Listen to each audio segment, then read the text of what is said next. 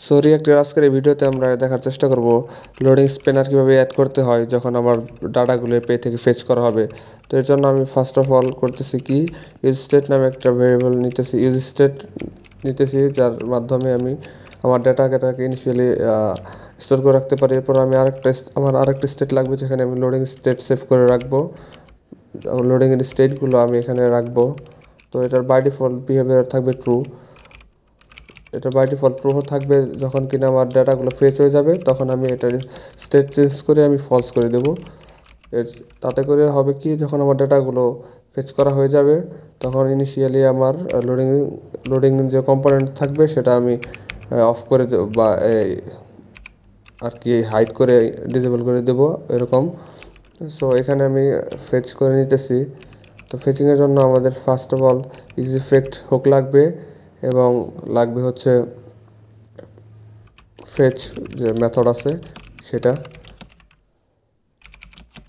তো এখানে আমি ইম্পোর্ট করে নিতেছি সবগুলা।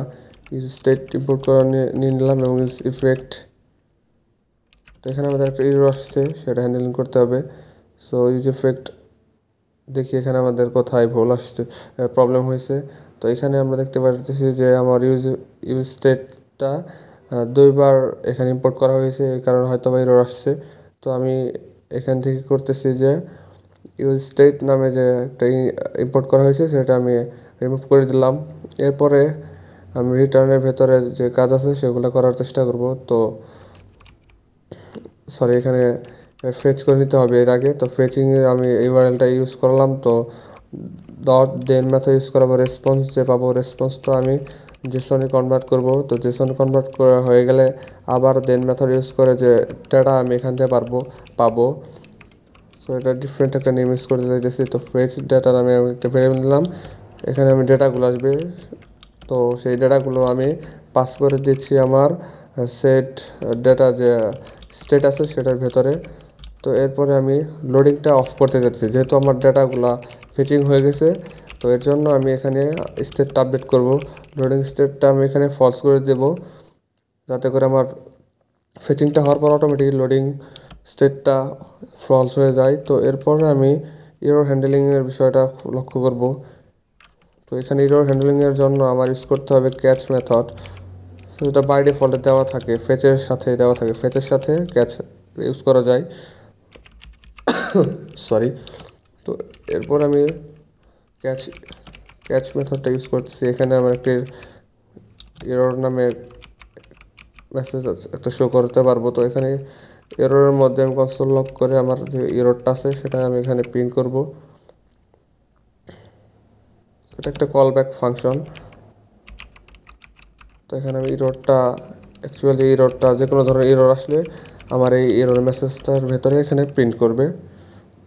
তো যখন আমার এররটা অলরেডি দেখাবে তখন আমি চাইতেছি যে আমার লোডিং স্টেটটা আপডেট করতে। তো এখানে আমি চাইতেছি যে আমার লোডিংটা না থাকুক, তো সেট লোডিংটা আমি এখান থেকে ফলস করে দেব।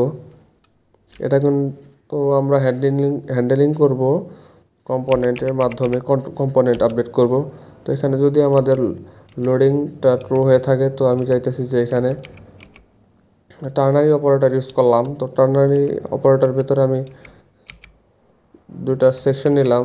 ফার্স্ট সেকশনটা থাকবে যখন আমার লোডিংটা ট্রু হবে তখন আমি চাইতেছি যে আমার লোডিং কম্পোনেন্ট যেটা আছে সেটা লোড হবে।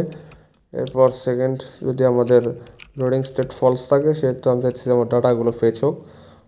তো এরপর আমি উপরে একটা কমেন্ট করে নিতেছি, কমেন্ট করা হয়ে গেল। এরপর আমি ট্যালো ইনফ্লোর ফ্লো বাইট যে ট্যালো সিএসএস যেই কম্পোনেন্টগুলো আছে সেখান থেকে আমি লোডিংটা নিয়ে নিলাম। এটা বানাতে গেলে একটু সময় লাগবে, তো এই কারণে নিয়ে নিলাম। তো এরপরে আমি করছি flex, justify center, item center এবং এইচ স্ক্রিন ইউজ করব। তো এর মাধ্যমে হলো কি আমার মাঝখানে চলে আসলো এবং এটার সাইজ কন্ট্রোলিং করব। তো হাইট ওয়েট একটু ইনক্রিজ করে দিলাম, এর জন্য আমার স্প্যানারটা একটু বড় দেখাবে। তো এরপরে চাইতেছি যে আমি সেকেন্ড স্টেপের কাজ করতে। আমার লোডিং স্টেটটা যদি ফলস হয়ে থাকে তো এখানে আমি চাইতেছি ডাটাটা ম্যাপের মাধ্যমে এখানে প্রিন্ট করাইতে। তো ম্যাপিং করে নিতেছি এখান থেকে ডাটা। আপনারা সবাই জানেন যে ডাটা কীভাবে ম্যাপিং করতে হয়, ইজি একটা মেথড। তো এখানে আমি আনঅর্ডার লিস্টের মাধ্যমে এলআই যেটাকে লিস্ট বলে সেখানে আমি আমাদের ডেটাগুলোকে প্রিন্ট করতে চাইতেছি। তো এখানে প্রত্যেকটা আইটেমের মাধ্যমে আমাদের ডাটা আসবে। তো এখানে ডাটাগুলো আসতেছে না, এর কারণ হচ্ছে ডাটাগুলোকে চেক করতে হবে ডাটাগুলো কী নামে কী নামে আছে, তো ওই নামে এখানে অ্যাক্সেস করতে হবে। তো এখানে কনসোল লগ হয়তো এখানে ইউজ এফেক্ট ইউজ করার কারণে কনসোলটা শো নাও করতে পারে। তারপর দেখি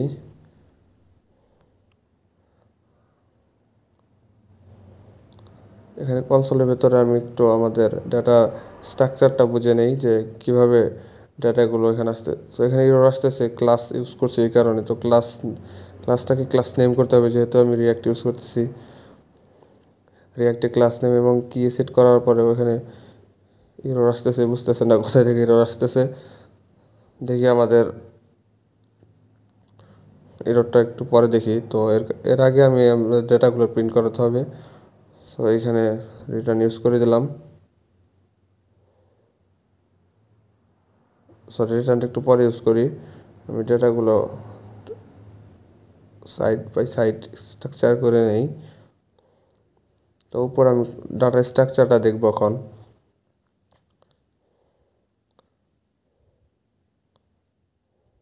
তো এখানে ডাটাগুলো যেহেতু ইউজ এফেক্ট ইউজ করা হয়েছে, ইউজ এফেক্টটা কল হবে না, ডাটাগুলো সেট হবে না। তো আমি জেসনের যে অ্যাড্রেস আছে সেটা কপি করে নেব।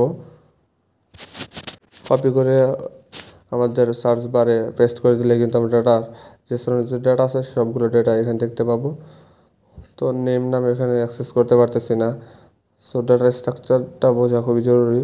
তো এখানে কিন্তু দেখেন নেম নামে কিন্তু আছে। তো আইটেম ডট নেম ইউজ করতে হবে, যেহেতু ডাটা নেমের ভেতরে আমাদের টাইটেলটা আছে। তো এখনও আসতেছে না। সো এটার কারণ হচ্ছে হয়তো বা এখানে রিটার্ন ইউজ করতে হবে। আই থিঙ্ক রিটার্ন ইউজ করি না এখানে, এর জন্য আসতেছে না। তো রিটার্নটা ইউজ করে দেই। রিটার্ন করতে হবে অবশ্যই। যে আমাদের ডাটাগুলো চলে আসতেছে, সবগুলো ডাটা আসতেছে এবং লোডিং স্টেটটাও ঠিকভাবে আই থিঙ্ক এখানে কাজ করতেছে। তো সব কিছু ঠিকঠাক থাকলে এখন আমরা একটু স্টাইলিংয়ের উপর ফোকাস করব। স্টাইলিং করার জন্য আমরা এখানে ফার্স্ট অফ অল এখানে লোডিংটা কিন্তু ঠিকঠাকভাবে কাজ করতেছে। এটা একটু পরে আমরা ক্রোমের বাই ডিফল্ট যে বিহেভিয়ার আছে স্পিড পারফরমেন্স এখানে 2G বা 3G করে দেখবো যে আসলে কাজ করতেছে কিনা। যেহেতু অল্প ডাটা এই কারণে লোডটা তাড়াতাড়ি নিতেছে, স্পিনারটা দেখা যাচ্ছে আস্তে আস্তে অল্প সময় দেখা যাচ্ছে। সো ডেটার উপরে বেস করে বেশি ডাটা থাকলে এটা একটু টাইম নেবেই, স্বাভাবিক। তো ডাটাগুলো অল্প হওয়ার কারণে লোডিংটা কিন্তু খুবই অল্প নিতেছে। তো স্টাইলিং এর উপর আমি ফোকাস দিতেছি না, বেসিক একটা স্টাইলিং আমি এখানে করার চেষ্টা করব।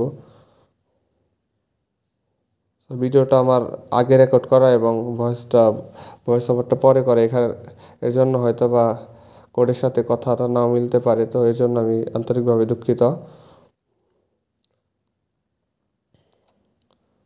তো এখানে বেসিক স্টাইলিং করে নিতেছি, টেলভিন সিএসএস কোড লিখতেছি। আমি আশা করব আপনারা টেলভিন সিএসএস সম্পর্কে মোটামুটি বেসিক আইডিয়া রাখেন।